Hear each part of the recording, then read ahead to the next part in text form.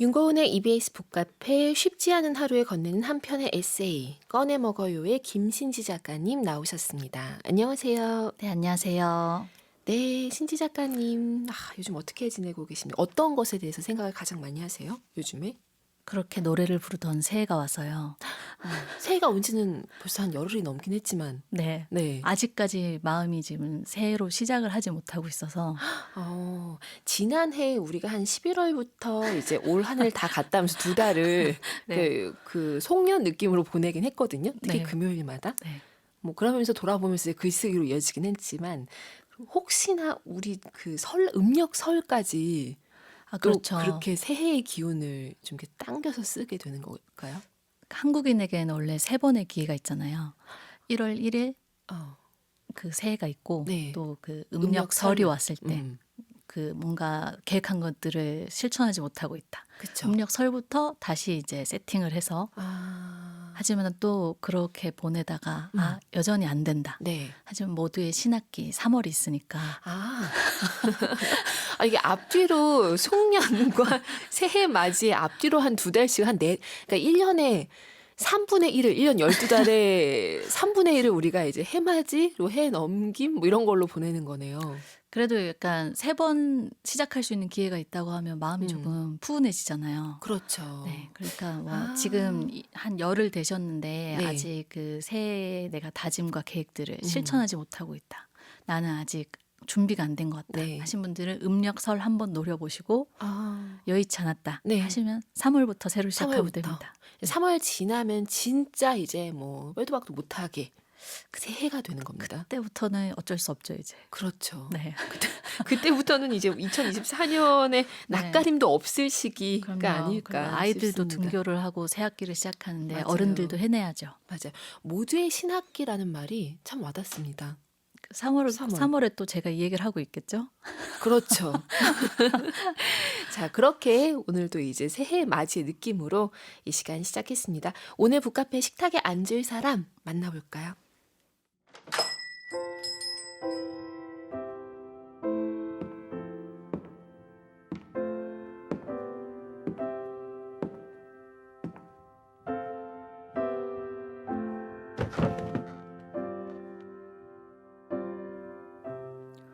벌써 3일에 3일에 3일에 또 3일.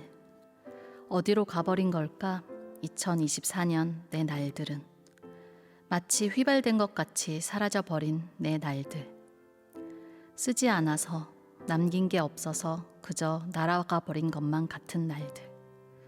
누구는 일기라도 써보라고 하던데 그림 일기 외에는 써본 적이 없는데 어쩐다.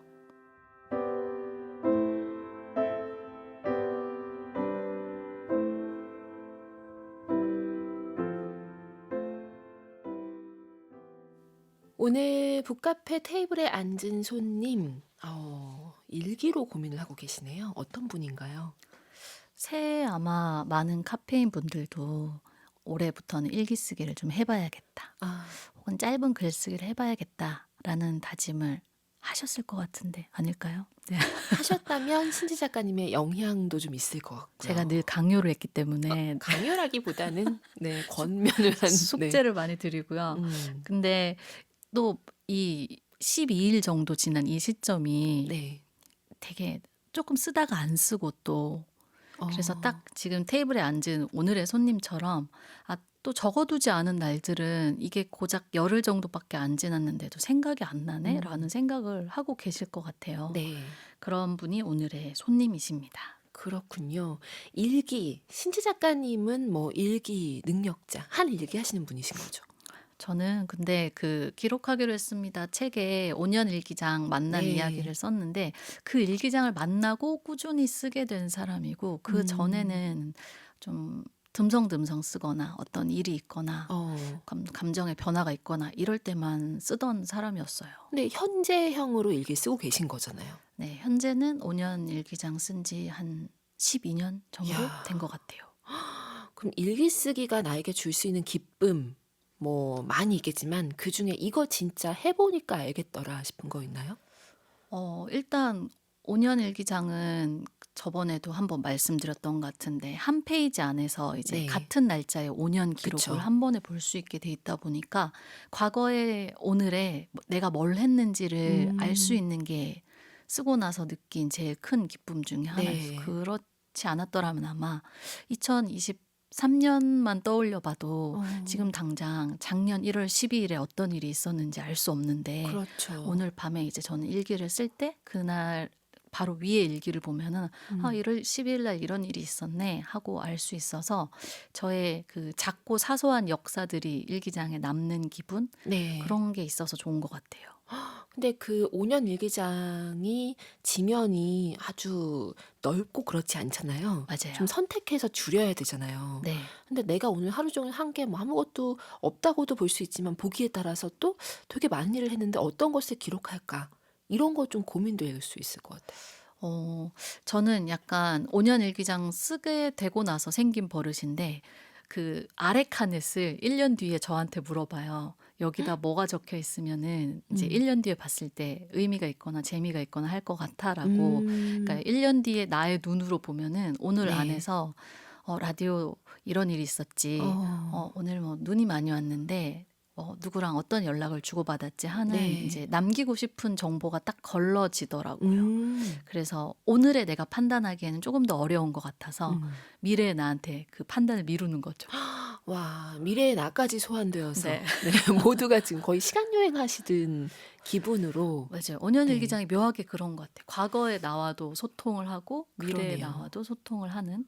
와, 놀랍습니다. 우리 카페인 분들도 5년 일기장 신지 작가님 얘기하셨는데 어떤 방식으로 혹시 일기 쓰기 하고 계신지 궁금하기도 하고요. 오늘 손님은 그림 일기 외에는 써본 적이 없는데 어쩐다 했는데 사실 그림 일기도 어릴 때 많이 숙제로 했던 방학 숙제였던 기억이 나긴 하지만 지금 그림 일기 쓰라고 하면 그 또한 굉장히 고민될 것 같은 어, 어려워 보여요. 그림 일기가 더. 맞아요. 어떤 하루 안에서 한 장면을 선택해서 그림으로 남기고 그 맞아요. 아래에 이제 그 그림에 관련된 일기를 그쵸? 쓰는 거여서 지금 방금 작가님 말 들으면 생각해 보니까 음. 어떻게 썼었죠, 어렸을 때? 그러니까 어렸을 때는 그림 일기에서 그림 그리는 것 자체가 굉장히 신나는 놀이 같았던 기억이 나는데 어른들에게 그림 일기라고 하는 것은 굉장한 창작 활동인데요. 그러니까요. 그건 정말 쉽지 않을 것 같은데 어쨌거나 오늘의 고민하고 계신 이 손님 저희가 어떤 책 추천할 수 있을지 기대하면서 음악 듣고 오겠습니다. 몽리의 일기. 윤고은의 EBS 북카페와 함께하고 계십니다. 이제 북카페 테이블에 얹을 책 본격적으로 소개해 주시죠. 네, 오늘은 미셀 트르니에가 쓴 외면 일기를 가지고 왔습니다. 외면 일기, 뭐뭐 일기라는 형태의 제목 책이 꽤 있을 텐데 네. 외면 일기는 또 어떤 내용이 담겨 있을까 궁금합니다. 네, 이 책은 미셀 트르니에는 많이들 아실 거예요. 프랑스 현대문학의 거장이라고 불리는 네. 미셀 트르니에가 쓴 일기들을 모은 일기 모음집 어, 같은 건데요. 근데 일단 외면 일기라는 제목부터가 조금 의아해지기도 하잖아요. 네.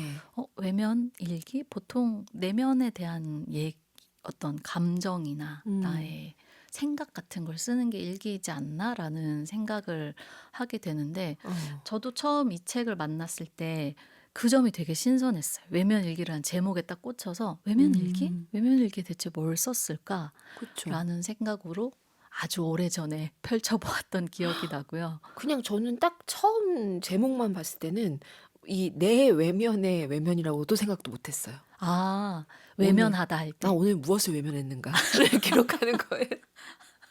현대인들은 늘 뭔가 외면하면서 살고 있고 그거 재밌을 것 그러니까 내가 같은데요? 오늘 외면한 것이 무엇인가를 쓰면서 결과적으로 반성 아, 왜냐면 외면해도 무뎌지잖아요. 그쵸. 그 관계자분들 반성이 지금 되겠죠. 듣고 계신가요? 윤고은의 외면 일기가 외면 일기. 태어나고 있는 현장입니다. 그러니까 무언가를 외면했는가. 아, 오늘 내가 너무 힘든데 나보다 더 힘들어하는 사람을 보고서 외면했다. 뭐 이런 거. 네, 이게 괜찮은데? 네, 물론 그런 외면은 아니지만 네, 여기서는 정말 내면과 외면할 때 그러니까요. 네, 외면 일기예요. 그래서 음, 보통 일기를 쓰려고 앉았을 때 아까 고은 작가님 얘기하신 거랑 비슷한 것 같은데요. 오늘의 후회되는 일이나 뭐 오늘 어, 내가 잘못한 것, 오늘 내가 뭐 실천하지 못한 것 그렇죠. 이래서 자꾸 반성과 후회와 자책으로 일기가 흐른다. 그래서 일기 쓰기가 좀 부담스러워진 사람이 있다면 네.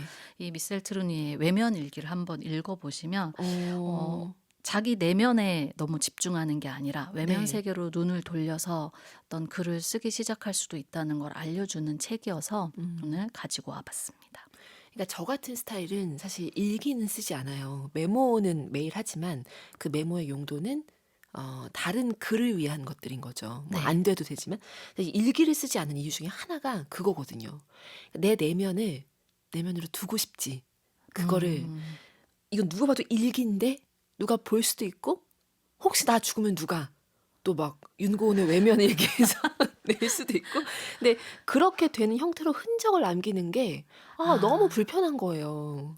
그럴 수도 있을 것 같아요. 그래서 안 하게 되는 건데 이 미셸 트루니 같은 방식의 외면 일기라면 조금 또 마음이 좀 가벼워질 수도 있을 것 같은 무슨 내용들일지 모르겠지만 네.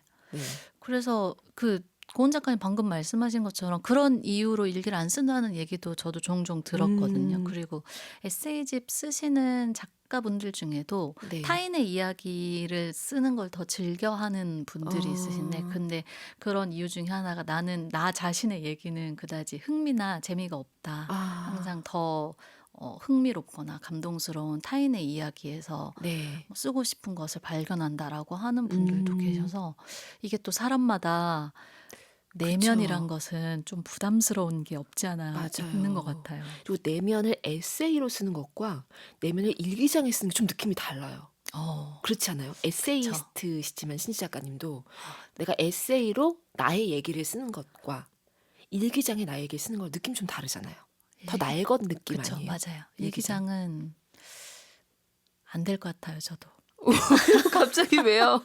저도 우리 집 갑자기 일기 써야 되는데 네. 저도 갑자기 안 될 것 같아요. 제가 어떻게 되었을 때 남편이 이걸 펴낸다고 생각해봤는데 안 될 것 같아요. 주기적으로 편집을 하세요. 네. 그렇진 않은데 저는 그래서 저도 외면 일기까지는 아닌 것 같은데요. 그냥 오늘 있었던 일을 담담하게 적는 편인 것 같아요. 네, 5년 담담한 일기장에는 주로 네.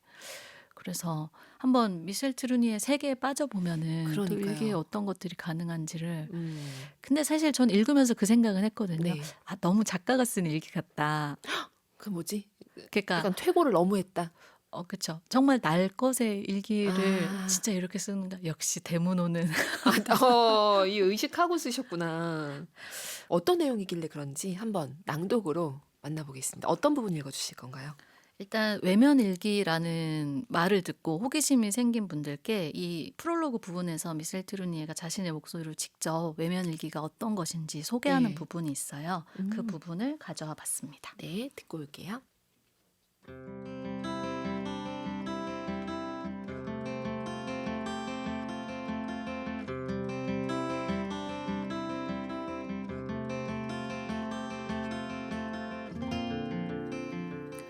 아주 오래전부터 나는 여행을 하는 동안의 여정과 그때그때 있었던 일들뿐만 아니라 일상생활의 크고 작은 사건들, 날씨, 철 따라 변하는 우리 집 정원의 모습, 집에 찾아오는 손님들, 운명의 모진 타격, 흐뭇한 충격 따위를 노트에 적어두는 습관이 있었다. 일기라고 부를 수도 있을 이것은 내면의 일기와는 정반대되는 것이다. 그래서 나는 이것에 외면일기라는 이름을 만들어 붙여보기로 한다. 거의 반세기 동안 시골에서 살아온 나는 자신들의 내면적 상태 같은 것에는 별로 신경을 쓰지 않는 수공업자들과 농사꾼들의 사회 속에 묻혀 지내는 터이다. 이 외면일기는 지난날의 소박한 시골 귀족들이 추수, 아이들의 출생, 결혼, 초상, 날씨의 급변 등을 적어두곤 했던 출납부와 비슷한 것이다. 만약 여기저기를 오가고 변화하는 하늘의 모습을 눈여겨보며 관찰하고 남의 집을 방문하거나 집에 손님을 맞아들이고 하는 가운데 메모, 주석, 그 밖에 사파 등 뭔가를 적어둔 흔적들이 남지 않았더라면 이 모든 것을 출판까지 하지는 않았을 것이다. 밖에서 마주친 사물들, 동물들, 사람들이 내게는 나 자신을 비추는 거울보다 항상 더 흥미롭게 느껴졌던 것이다. 너 자신을 알라고 한 소크라테스의 저 유명한 말이 내게는 항상 아무런 의미도 없는 명령으로만 느껴졌다. 나는 나의 창문을 열고 문 밖으로 나설 때 비로소 영감을 얻는다. 현실은 나의 상상력의 미천을 훨씬 상회하는 것이어서 끊임없이 내게 경의와 찬미를 자아낸다. 발견, 고안, 창조. 이 세 가지 과정 사이에는 심오한 친화력이 있다. 고안은 어원적으로 향하여 나아가다, 즉 발견하고 창조한다는 뜻이다. 법률 용어로 보물을 발견하는 사람을 그 보물의 고안자라고 부른다는 사실에 주목할 필요가 있다. 사실 그가 개입하기 전까지는 그 보물이 존재하지 않은 것이다. 소급 효력을 가지면서 그것을 존재하게 하는 것은 바로 그의 발견이다. 고장과 풍경들의 경우도 이와 마찬가지다. 그것들을 바라보는 시선이 없었더라면 그것들은 과연 존재했을 것인가? 나는 나의 외면 일기를 다시 꺼내놓고 내 발밑에서 생겨난 여러 가지 발견, 관찰, 그리고 일화들로 재구성된 1년 12달을 닫고 문질러 광택을 냈다.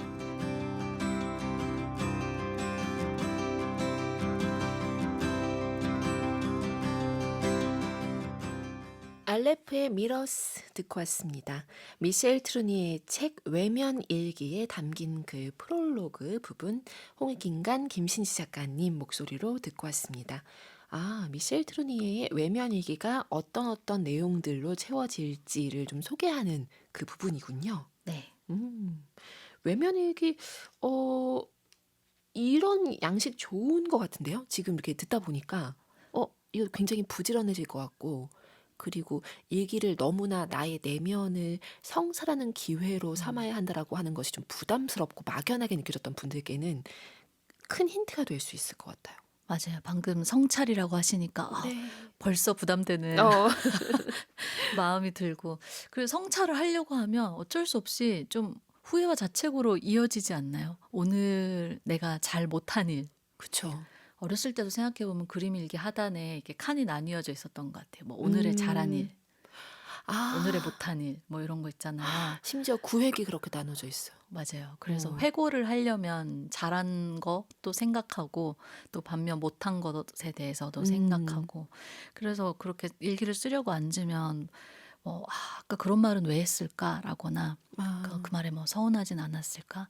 오늘은 조금 더 일찍 일어나기로 해놓고선 왜 네. 나는 또 후닥닥닥 밖에 나갔는가? 뭐 이런 여러 가지 생각들. 그쵸. 저녁을 또 과식해버렸네. 이래서 자꾸 뭔가 반성으로 흐르기가 되게 쉬운 게 일기인 것 같은데요. 맞아요. 그래서 미셀 트루니에가 제안하는 외면 일기는 이게 읽는 순간 저도 프롤로그를 읽을 때 되게 마음이 약간 가벼워졌던 것 같아요. 네. 그런 걸 안 써도 되네.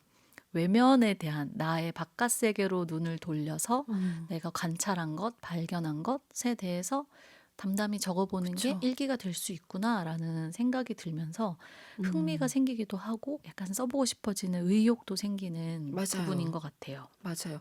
내면에 너무 천착한 글이 진짜 깊이 있는 것을 끌어올릴 수도 있지만, 가끔은 진짜 제자리에서 빙글빙글 맴돌면서 쓰다 보니까 기분이 가라앉아가지고 접고 한숨 맞아요. 쉬고 맞아요. 술 꺼내오고 뭐 이럴 수도 있단 말이에요.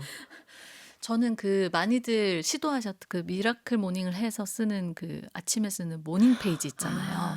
그거를 저는 저와 맞지 않는다는 걸 발견했는데, 저는 한 모닝 페이지를 한 2주 정도 써봤더니 네. 그게 일어나자마자 그 무의식과 의식의 중간 상태에서 이제 떠오르는 것들을 속을 약간 토해내듯이 쓰는 거라고 알려져 있거든요. 네. 근데 저는 거기에 결국 또 늦게 일어났네요.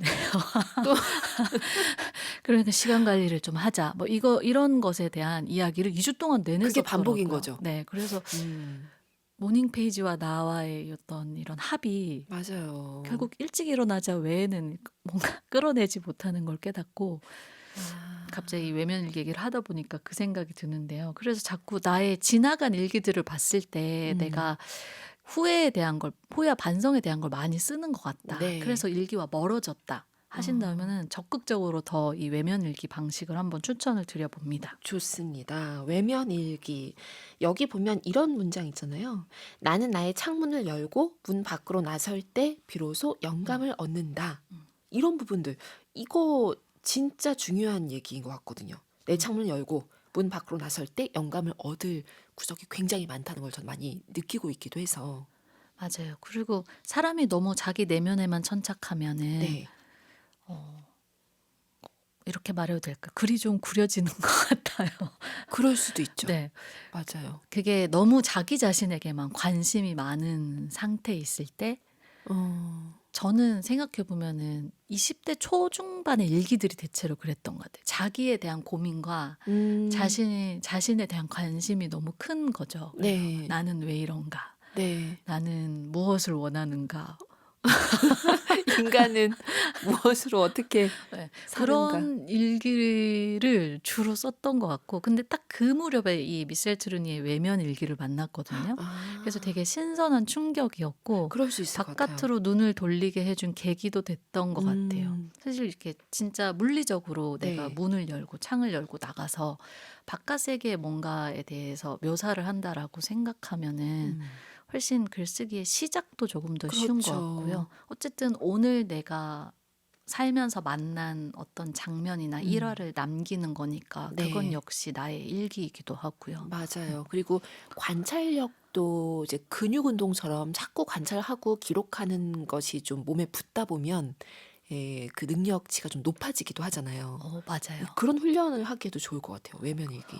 여기 미셀 트루니가 안 그래도 그런 표현을 했어요. 이 외면 일기를 쓴다는 게 네.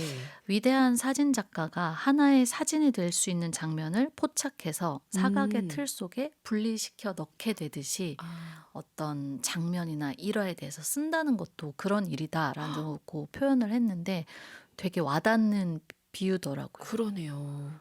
자, 외면 일기 지금 프로필 부분 이렇게 프롤로그 외면 일기 프롤로그 부분을 지금 만나봤는데요. 어떻게 속이 채워져 있는지 그러면 그 다른 부분을 한 번 더 만나보도록 하겠습니다. 어떤 부분 읽어주실 건가요? 사실 전체가 일기의 이런 발췌, 짧거나 조금 더 긴 일기들로 다 이루어져 있어서 그중에 두 가지 일기를 한번 가져와 봤습니다. 네, 분량이 길진 않은 거죠. 한 네, 일기가. 네. 오, 짧아서요. 두 개를 네. 한번 가져와 봤어요. 네, 그러면 그 두 부분 만나볼게요.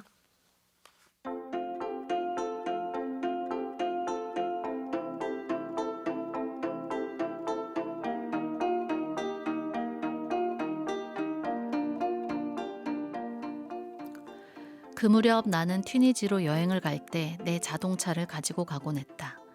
그게 여간 복잡한 일이 아니었다. 파리에서 마르세유까지 운전해간 차를 거기서 카페리에 실은 다음 25시간 뒤 라 굴레트에 닿으면 다시 배에서 내려놓아야 하는 것이다. 어느 날 나는 히치하이킹을 하는 어린 녀석 하나를 차에 태워주게 되었다. 이게 웬 횡재냐 싶어 신이 난 그 녀석은 의자에 드러눕듯이 기대 앉아서 맨발인 한쪽 발을 자동차의 앞유리에 갖다 붙이고 있었다. 2주일 뒤 나는 카페리에 실었던 차를 마르세유에 도착하여 끌어내린 다음 다시 파리로 돌아왔다. 11월의 어느 날 아침, 갑자기 기온이 내려가면서 내 자동차 앞유리에 그 튀니지 아이의 녀석의 맨발 자국이 또렷이 나타나는 것이었다.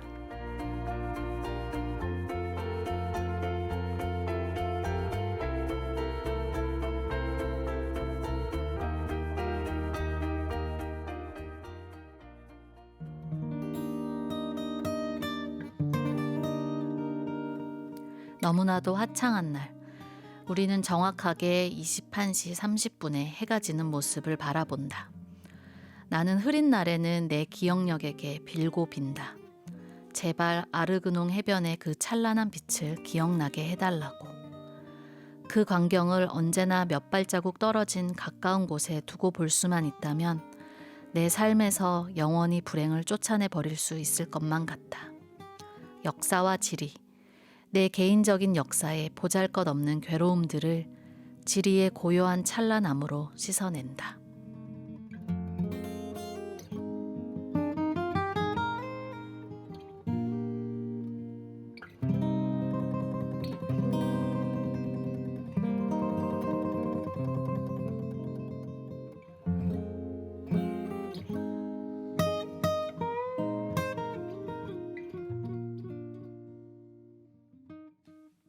미셸 트르니에의 외면 일기에 담긴 4월의 일기 한 편, 그리고 7월의 일기 한 편, 이렇게 저희가 만나봤습니다. 신지 작가님이 골라오신 이 내용들 전체 중에서 이렇게 두 부분을 고르신 이유도 궁금합니다. 일단 현실적으로는 너무 긴 일기는 발췌할 수 없었고요. 그리고 중요하죠. 이 첫 번째로 읽은 일기에서는 무슨 얘기가 이렇게 진행되고 있는 걸까 어, 하고 읽어 내려가다가 이렇게 네. 11월의 어느 날이 됐을 때 그 예전에 히치하이킹에 태웠던 녀석의 발자국이 앞 어, 유리창에 나타난 부분을 일기로 네. 쓴 게 굉장히 좀 귀여운 에피소드인 거예요. 그쵸. 그리고 그쵸. 그 지나간 몇 달 전에, 몇 달 전은 아니죠. 2주라고 했으니까. 근데 음, 지나간 그때 기억을 이렇게 나중에 발견하게 되는 경우가 종종 있잖아요. 뭐 네. 우리도 겨울 외투 꺼냈을 때 이렇게 작년에 내가 넣어둔 10,000원짜리 발견하기도 그럴 수도 하고요. 있죠. 그리고 여름 됐을 때 어떤 옷 같은 걸 꺼냈는데 그 작년 여름에 모래알 같은 게 이렇게 후두둑 음, 떨어질 때도 있고 음, 한데 너무 이 일기가 그때 그 신이 나가지고 남의 차에 들어 네. 누웠던 녀석의 발자국이 이제 네. 앞유리창에 드러났다는 게 딱 요즘 계절에 어울리는 어. 일기여서 가져와 봤어요. 네. 네. 이 얘기가 너무 재밌습니다. 무슨 소설처럼도 느껴져요. 그쵸. 사실 네. 요 짧은 초단편 꽁트, 소설이라고 예. 할까요? 맞아요. 그렇게 느껴지기도 하고, 그렇게 따지고 본다면 이 어린 녀석, 히치하이킹을 한 어린 녀석 하나라고 표현이 되어 있는 이분의 이 캐릭터성 상당히 독특하다는 느낌이 들지 않아요? 이게 또 소설가의 어떤 캐릭터성으로 보시는 또 관점인 것 같아요. 아니, 속을 이해할 수는 없습니다. 어쨌거나 남의 차를 탄 거잖아요. 탔는데 어떻게 그 맨발을 한쪽 발을 자동차의 앞유리에 갖다 붙일 수가 있지? 나 여기서부터 조금 이게 이제 소설적으로는 굉장히 매력적인 맞아요. 캐릭터고 현실에서 만약에 제가 운전하다가 어떤 사람 딱 태워줬는데 그 어린 녀석 하나가 딱 들어놓아가지고 맨발 하나를 유리창에 쩍 붙였어요. 내리라고 하실 건가요? 내려. 내려. 라고 하고 싶은 마음을 꾹 참고 상당히 독특하다 하면서 가겠죠. 음. 이게 무슨 심리예요? 왜 근데 생각해 그렇게까지? 보면 뭐 어쨌든 차도 없는 길을 걷다가 이 히치하이킹을 하는 영혼인 것 자체가 네. 아마 굉장히 자유로운 영혼이어서 음, 넙죽 타고 또 뭔가 자기 얘기를 막 했을 것 같기도 하고요. 되게 어, 마치 아는 사람인 것처럼. 그러니까요. 갑자기 작가님 얘기 듣고 나니까 이 어린 녀석 하나의 어떤 일화도 되게 궁금해지네요. 어떤 사람이며 어디를 그러니까요. 가는 길이었으며 성격은 어떤 사람일까? 그쵸. 네, 이런 생각도 들고요. 그러니까 이런 사람에 대한 기억은 잘 안 잊혀질 것 같긴 한데 이렇게 기록해두지 않으면 또 그렇죠. 잊혀질 수도 있으니까 이렇게 맞아요. 기록하는 의미가 있을 것 같습니다. 네.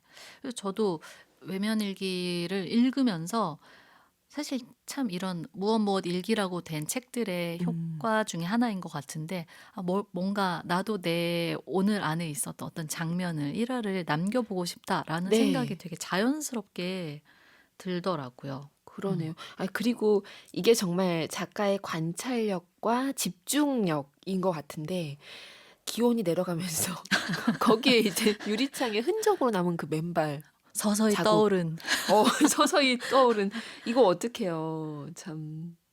그래서 이 보다 보면은 정말 소설가구나라는 생각이 드는 음, 일기들도 군데군데 있고요. 되게 유머가 보이는 부분들도 재밌었어요. 뭐 친구의 그러네요. 집에 놀러 갔는데 그 집 개가 이제 막 달려나와서 짖은 거예요. 그래서 어, 깜짝 놀라서 뒤로 물러서니까 친구가 뭘 그렇게 놀래? 원래 짖는 개는 물지 않는다는 걸 알잖아라고 하니까 이 미슬 트루니에가 한 대답을 적어놨는데 어. 나야 알지. 근데 걔도 그걸 알까? 라고 하는 아, 그런 식의 특유의 프랑스 유머일까요? 네. 재밌네요. 그런 재밌네요. 것도 있고요. 또 뭐 새해가 됐는데 되게 짧은 일기였어요. 새해가 돼서 이제 친구들에게 음, 연락을 몇 차례 했다 하면서 친구를 잃어버리는 가장 확실한 방법은 다시 접촉하는 주도권을 상대방에게 넘겨두고 그냥 지내는 것이다. 라는 또 음, 짧은 문장도 있는데 되게 어. 새해에 딱 읽으면서 이렇게 내 얘기인가? 그러니까 약간 씁쓸해지기도 하는 네, 그런 그런 또 부분이네요. 통찰도 들어있기도 하고 해서 아. 그냥 어쨌든 일기로 이루어져 있기 때문에 전체적인 서사가 이어지는 건 아니니까 음. 머리맡에 두시고 이렇게 생각날 때마다 펼쳐보시기에도 좋은 네. 책인 것 같습니다. 그러네요. 그리고 이어서 읽어주신 이 7월의 일기는 이런 감정 느끼시는 카페인 분들도 많으실 것 같습니다. 그쵸? 내가 맞아요. 뭔가 힘들고 내 개인적인 역사에 보잘것없는 괴로움이라는 표현이 나오는데 이런 거 속에 있을 때 다시 재생하고 싶고 음, 재현하고 싶은 어떤 순간이 네. 있잖아요. 맞아요. 저도 이 문장이 되게 인상 깊었어요. 흐린 날에는 내 기억력에게 빌고 빈다. 제발 아르그농 해변의 그 찬란한 빛을 기억나게 해달라고. 그래서 이 해변에서 바라봤던 노을, 빛이 아마 미셸 트루니의 마음에는 굉장히 찬란한 어떤 장면으로 남아 있어서 나는 그렇다면 이렇게 흐린 날에 어, 빌고 싶은 그런 음, 장면이 어떤 게 있지라고 또 생각해 보게 되는 일기이기도 그렇죠. 했어요. 신지 작가님은 어떤 거 혹시 떠올리는 뭐 하나만 꼭 꼽지 않아도 그냥 여러 개 중에 하나라고 하더라도 나를 위로하는 안아주는 위로하는 풍경. 풍경. 저는 지금 떠오른 것은 한 초여름 무렵에 캠핑 갔을 때 이렇게 음, 다 설치하고 이렇게 캠핑 의자에 앉아서 네.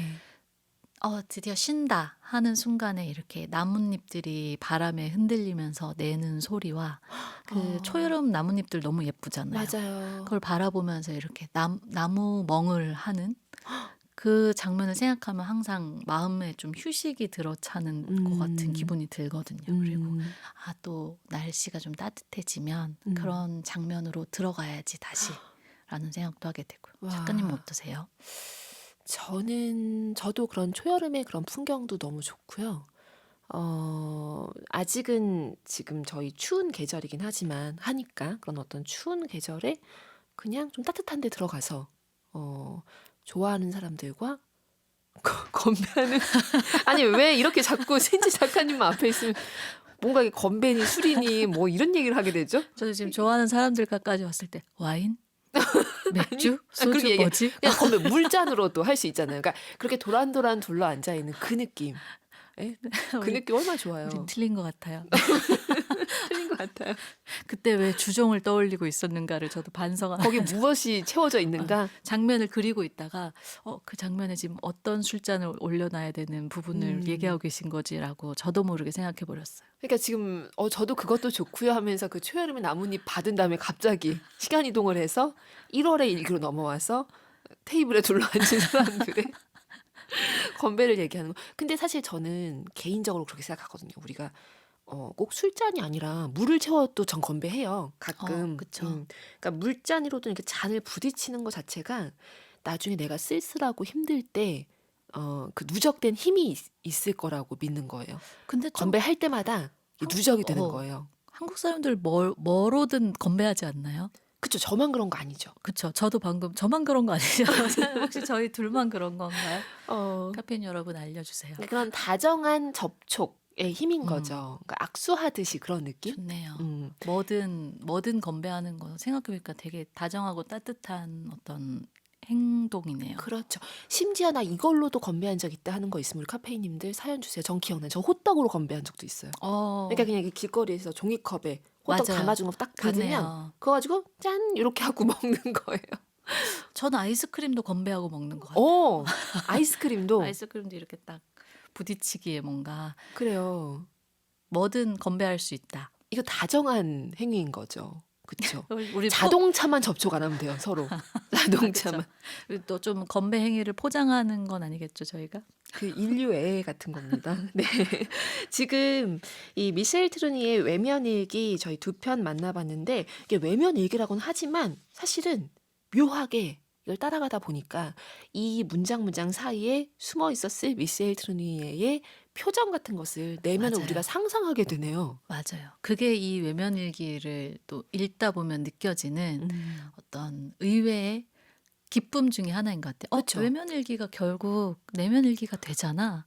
그래서 아까 처음에 말씀드린 것처럼 그 내면으로 바로 들어가게 되는 것 때문에 일기가 부담스럽거나 네. 싫었다 하시는 분들이라면 미셸 트루니에처럼 외면일기로 시작해서 사실 외면을 쓰다 보면 어쩔 수 없이 흘러나오고 마는 내 맞아요. 내면 그런 것들 발견해 보시는 것도 좋은 일기 쓰기의 방법이지 않을까 싶습니다. 좋습니다. 여기서 음악 한 곡 듣고 갈게요. 레너드 코헨 버드 온 와이어 들려드릴게요.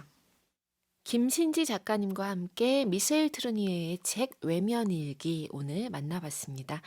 외면일기가 처음에 우리 고민하셨던 일기에 부담을 느끼셨던 손님께 정말 큰 힌트가 될 것 같은 책입니다. 네, 저는 일기가 안 써진다라고 할 때 제일 좋은 건 남의 일기 보는 거라고 생각하거든요. 아, 되게 자연스럽게 나도 내 일기를 써보고 싶어라는 오, 마음이 이렇게 서서히 생기기 때문에 그러네요. 네, 진짜. 아직 이 책을 만나보지 못하신 카페인 분들 계시다면 음, 한번 읽어보시면서 네. 나도 나의 외면 일기를 써보고 싶다 하는 마음을 충전하시기를 바라면서 네, 바로 시작하실 분들 계실 것 같습니다. 외면일기. 그렇다면은 외면 일기를 쓰셔서 어, 일기를 북카페로 보내라고요. 그럼요. 미술 트루니는 책으로 냈는걸요. 아, 네. 그 말머리를 테이블로 하셔서 저희 북카페 홈페이지 사연과 신청곡 게시판에 올리면 되는 거 아시죠? 카페인님들 기다리고 있겠습니다. 그러면 우리 카페인님들이 그렇게 해서 말머리 테이블로 올려주신 글 한 편을 바로 만나볼게요. 어떤 분의 글일지 기대하면서 들어주시죠.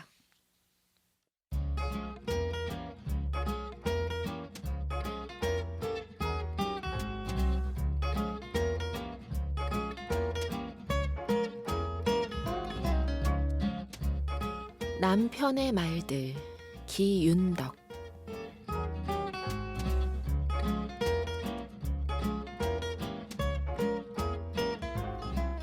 1. 바디로션. 남편에게서 전화가 왔다. 여보, 집에 있는 바디로션 얼굴에 발랐는데 좀 이상해. 얼굴이 가려워서 비볐더니 거품이 나와. 그거 바디로션 맞아? 바디로션 맞아요. 이번에 새로 산 거예요. 전화를 끊고 바디로션을 들어 올려 자세히 보았다. 그런데 앞불사 바디워시라고 쓰여 있는 게 아닌가? 난 너무 놀라서 남편에게 전화를 했다. 여보, 미안해. 그거 바디로션이 아니라 바디워시였어요. 얼른 얼굴 씻어요. 안 그래도 이상해서 세수했더니 계속 거품이 나오더라고. 얼굴 씻었으니 됐어. 하고 전화를 끊었다. 바디로션과 바디워시가 겉포장은 같고 글씨만 다르게 쓰여 있는 걸 이제야 발견하다니. 1+1으로 1+1으로 구매한 거라 당연히 같은 제품인 줄 알았던 것이다.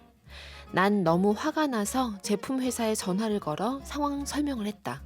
이렇게 똑같은 색깔과 디자인을 하면 소비자가 혼동되지 않냐 하는 하소연이었다. 직원은 미안하다고 했지만 정확히 확인하지 않고 구매한 나의 잘못이라는 것을 깨닫는 것으로 통화를 마무리했다. 그 후에 1+1 제품을 살 때는 정말 같은 제품인지 몇 번이고 확인하곤 했다. 그리고 나 같으면 같은 상황이었을 때 엄청 짜증냈을 것 같은데 쿨하게 넘긴 남편이 고마웠다.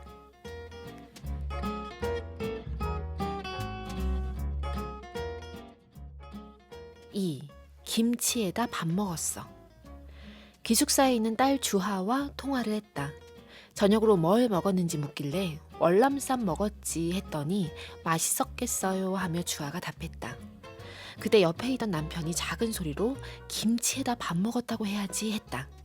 그 말을 듣고 주하가 빵 터져서 웃는다. 그 며칠 후 남편이 스피커폰으로 주하와 통화를 한다. 주하가 저녁 뭐 드셨어요? 하니 갑자기 남편이 힘없는 목소리로 그냥 김치하고 밥 먹었어 하니 주하는 웃겨서 말을 잇지 못한다. 사실 그날은 남편과 둘이 스테이크를 구워 먹었다. 집밥, 엄마밥, 딸의 표현으론 마미밥을 너무나 좋아하는 딸에게 우리끼리만 맛있는 걸 먹었다고 하면 딸이 먹고 싶어 할까봐 배려하는 남편의 마음씀이 참 귀엽고 사랑스럽다.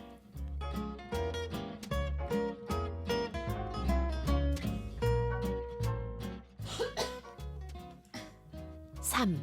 라면만 끓여 먹어요. 다이소에 갔는데 주차할 곳이 없어서 바로 옆에 있는 아파트 모델하우스에 주차했다. 그때 모델하우스 홍보하는 아주머니가 남편에게 다가오더니 구경 좀 하고 가라고 했다.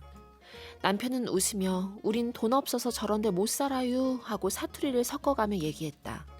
그러자 아주머니는 계속 따라오며 나도 돈 없어요. 안 사도 되니까 구경만 한번 해요.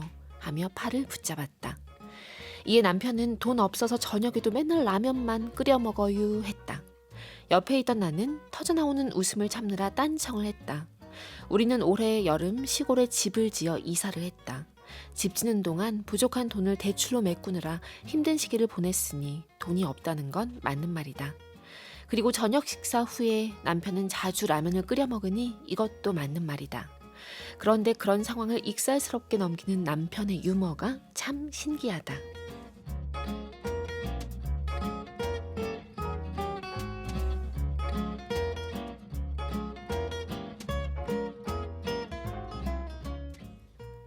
오늘 글 카페인 기윤덕님의 글이었습니다. 3편의 작은 조각으로 구성되어 있고 정말 어떻게 보면 외면일기 느낌도 나요. 그러니까요. 그리고 어. 이런 대화들이야말로 이제 적어두지 않았으면 아마 금방 기억에서 잊어버렸을 것들인데 맞아요. 남편의 말들을 남겨두셔서 또 저희에게도 전해줄 수 있는 글이 된 것 같아서 되게 재밌게 들었습니다. 특히 제가 지금 3편을 이렇게 읽어드렸는데 어떤 부분이 좀 인상적이셨나요? 저는 이 부분이요. 김치에다 밥 먹었다고 해야지. 저도 그거 재밌었어요.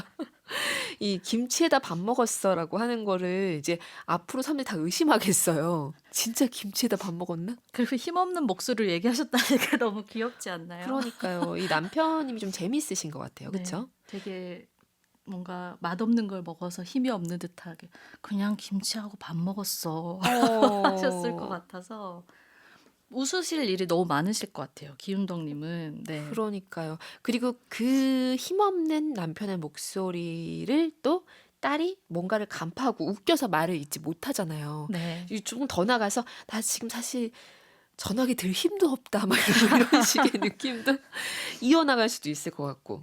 그쵸? 진짜 여기 남편의 마음씀이 참 귀엽고 사랑스럽다라고 하셨는데 정확히 그런 에피소드였습니다. 아니 근데 지금 보니까 3편이 네. 다 그 꼬리 부분 글의 끝부분 보세요.